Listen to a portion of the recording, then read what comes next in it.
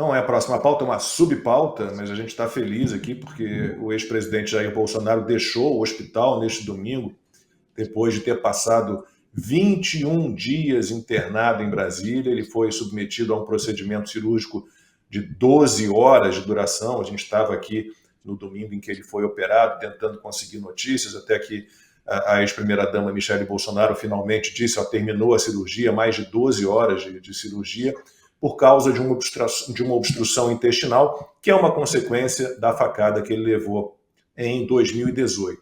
E aí, na saída do hospital, em conversa com apoiadores e também com a imprensa, o Bolsonaro falou sobre o ministro Alexandre de Moraes e a pauta da anistia. O senhor Alexandre de Moraes acabou de dizer que agora entregou tudo para nós. Ué, nós fizemos a defesa sem tudo. E mostrar o que aconteceu em 2 meses lá atrás e por que ele me vincula a 8 de janeiro, uma vez estando onde? Nos Estados Unidos. E o que mais dói no coração da gente, deve ter parente aqui, são pessoas inocentes com pena de até 17 anos de cadeia. Logo a esquerda que é contra, que for anistiada por dezenas de vezes. Não adianta alguém falar que aconteceu, que anistia é perdão. E o que aconteceu é imperdoável. Não teve uma gota de sangue, não teve uma arma de fogo. E o Bolsonaro convocou uma caminhada pela anistia em Brasília, será na próxima quarta-feira, 7 de maio, às 4 da tarde, saindo da Torre DTV. Eu vou começar este assunto pelo deputado Eduardo Bolsonaro, depois eu vou para a Ana e para o Silvio, porque, deputado, a gente quer notícias do seu pai, como é que ele está. Eu, claro, imagino que o senhor esteja sempre em contato com ele, como é que ele está se sentindo. Eu vi que ele perdeu muito peso, né? É uma situação muito delicada e a gente ainda vê muita gente falando. Aliás, seu pai fez uma publicação que deixou muita gente impressionada da cirurgia, a barriga aberta, mas talvez seja a resposta que muita gente que está aí falando em facada fake, em fakeada, precisasse realmente. É uma situação muito delicada. Então, quais são as notícias que o senhor tem do seu pai? Com certeza, Lacombe. Eu acho que essas imagens elas são especificamente para acabar com esse tipo de narrativa que tentam criar, né, de que a facada foi falsa, etc., porque é uma imagem impactante e causa realmente revolta quando alguém tenta vir com esse papinho furado. Né, o estado de saúde dele atualmente é muito bom. Doutor Cláudio, doutor Leandro Chenique, doutor Marcelo Oliveira, né, primeiro, muito obrigado pelo trabalho com vocês, mesmo aqui à distância, a gente pôde acompanhar, né, a maneira exitosa com que foi conduzida a saúde do meu pai, então muito obrigado. E o doutor Cláudio, toda a equipe médica, né, de maneira geral, sempre elogiou muito a saúde do presidente Bolsonaro. Isso também se deve ao histórico de atleta dele. É brincadeira, mas não é. Porque quando você vai fazer uma cirurgia dessas, é levado em consideração todos os riscos do paciente. Né? Então, se ele bebe, se ele fuma, se ele é obeso, se ele tem algum tipo de problema anterior. E como o meu pai ele não bebe, não fuma, não é obeso, não tem diabetes, esteve 17 anos envolvido em atividades físicas dentro do Exército, né? É o 01 de turma da ESEFEX, a Escola de Educação Física das Forças Armadas na Praia Vermelha, lá na Urca, no Rio de Janeiro. Então, tudo isso contribui para que ele tenha uma boa recuperação. Teve ali uma recaída, apenas como sofreu aquela intimação da oficial de justiça, a mando do Alexandre de Moraes, teve um problema no fígado, mas depois já conseguiu se recuperar, graças a Deus.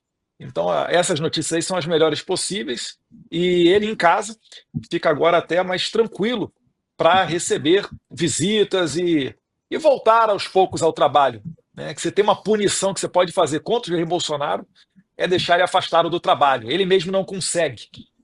A Michele, o Carlos, as pessoas que ficam no entorno ali do leito do hospital, uma das funções mais difíceis é evitar que o Bolsonaro convide outros parlamentares e outros amigos da política para visitá-lo.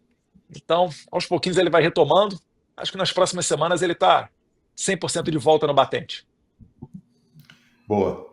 Ana, e sobre essa caminhada pela anistia em Brasília na próxima quarta-feira, muita gente não entendeu, mas numa quarta-feira, dia de semana, mas é uma maneira também de pressionar o Hugo Mota, o Mister Vaselina, né, que está lá com pedido de urgência, com mais do que deveria haver de assinaturas, né, para pautar essa urgência. Parece que na Câmara dos Deputados, pelo menos, no Senado é outra história, vamos passo a passo, mas na Câmara, pelo menos, o movimento maior é pela aprovação do projeto de lei da anistia. Então, mais uma pressãozinha que o Hugo Mota merece ter, né?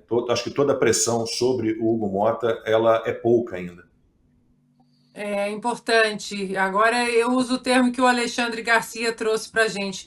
É Hugo Marmota, porque olha, eu escrevi, inclusive na Revista Oeste, escrevi na edição dessa semana sobre o Hugo Mota. E para mim eu coloquei o Hugo Mota como um cavalo de Troia, né? Daquele aí coloquei algumas traições históricas ali que ele ficará marcado também nessa listinha de traidores, porque ele foi eleito prometendo pautar a anistia, ele foi eleito dizendo que era importante virar a página do 8 de janeiro, que era importante pacificar o Brasil, que ele protegeria a Constituição, um discurso muito bonito ali, né, quando ele venceu a eleição para presidente da Câmara. E depois daquele jantar na casa do Alexandre de Moraes, depois da viagem ao Japão com o Lula, tudo mudou, tudo mudou. Então é importante fazer a pressão, sim. Ele que é um deputado novo, né, e agora ele está, de uma certa forma, caminhando pelos caminhos da velha política. Um político novo usando da velha política, e mostrou uma falta de hombridade, uma covardia muito grande. E isso que você disse é importante, Lacombe. Eu até quero trazer aqui uma mensagem do chat da Louranice Rodrigues. Ela diz o seguinte: depois de todos esses anos de regime de exceção, nunca mais voltaremos a ser como antes. Todos os que acompanham política estão traumatizados com o desmando visto nos três poderes, sem exceção.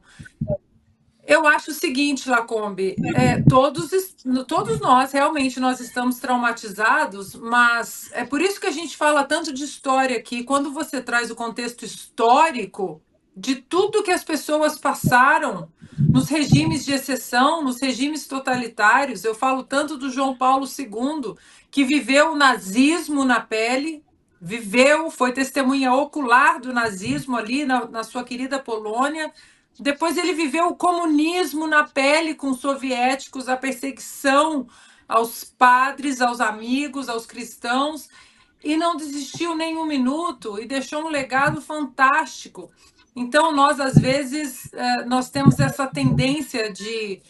Claro que todos nós estamos sofrendo, Louranice, estamos traumatizados, mas não há outra opção, não há outra opção a não ser lutar pelo Brasil. Seria muito mais fácil para todos nós, seria muito mais fácil para o deputado Eduardo voltar para o Brasil, seguir a sua vida ali em Brasília, com seu salário de deputado, fazendo o que tem que fazer, quem sabe pavimentar o caminho para uma possível candidatura à presidência ou ao Senado. O Lacombe é a mesma coisa. Eu poderia não voltar ao Brasil, não, vou ficar nos Estados Unidos, inclusive muita gente falando, meu Deus, você é louca de vir ao Brasil. Eles vão ter que mexer com uma cidadã americana. Eu estou com o meu passaporte americano, com a embaixada, o número da embaixada americana no meu telefone.